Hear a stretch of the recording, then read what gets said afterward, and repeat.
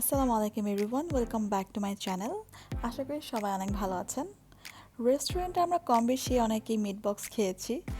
তো এই লকডাউনে রেস্টুরেন্টে গিয়ে তো খাওয়া সম্ভব না, তাই বাসায় বসে কীভাবে মিট বক্স বানাতে পারি সেটা ট্রাই করলাম।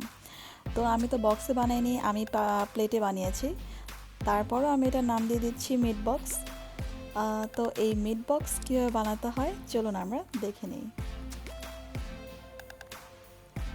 তো এর জন্য ফার্স্টে আমি 4টা আলু কেটে নিয়েছি এভাবে, এবং এটার মধ্যে আমি আধা চামচ পরিমাণের হলুদ এবং 1 চামচ পরিমাণের মরিচ দিয়ে ভালোভাবে মাখিয়ে নিয়েছি।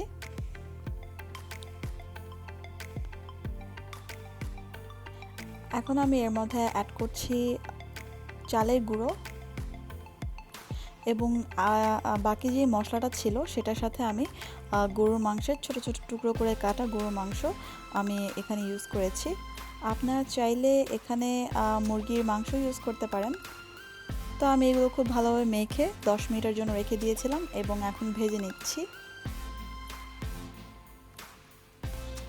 ভেজে ওঠানোর পর আমি এখানে টপিংস হিসেবে ইউজ করব হচ্ছে মোজারেলা চিজ এবং এই সসের লিঙ্কটা আমি ডিসক্রিপশন বক্সে দিয়ে দিব, এবং এরকম স্লাইস করা চিজ।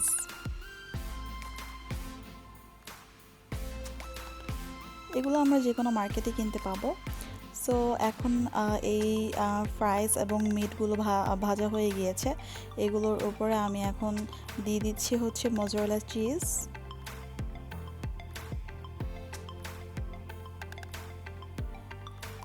দিয়ে দিচ্ছি হচ্ছে সেই হ্যান্ডমেড সস,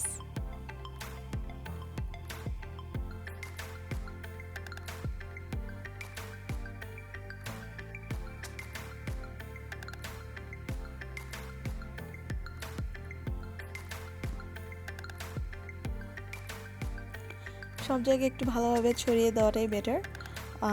এবং আমি এটার উপর এখন দিয়ে দেবো হচ্ছে সেই স্লাইসড চিজগুলো।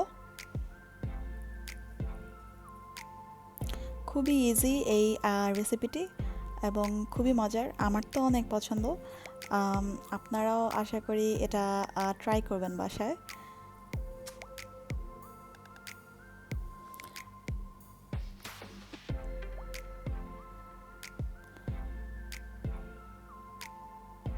এটা দেওয়ার পর আমি এখন এটার উপরে হালকা একটু ধনিয়া পাতা ইউজ করছি। আপনারা চাইলে এটা স্কিপ করতে পারেন। তো এখন আমি এটা 10 সেকেন্ডের জন্য ওভেনে একটু হিট দিয়ে নিচ্ছি। 10 সেকেন্ড পর চিজটা খুব সুন্দরভাবে মেল্ট হয়ে গিয়েছে এবং ফ্রাইস এবং মিটসগুলোর সাথে খুব ভালোভাবে মিশে গিয়েছে।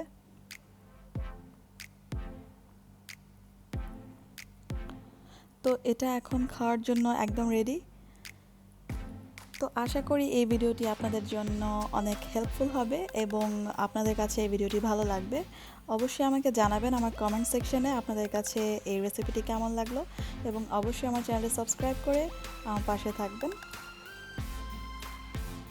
সবাই দোয়া করবেন এবং সবাই অনেক সাবধানে থাকবেন এবং অনেক বেশি ভালো থাকবেন।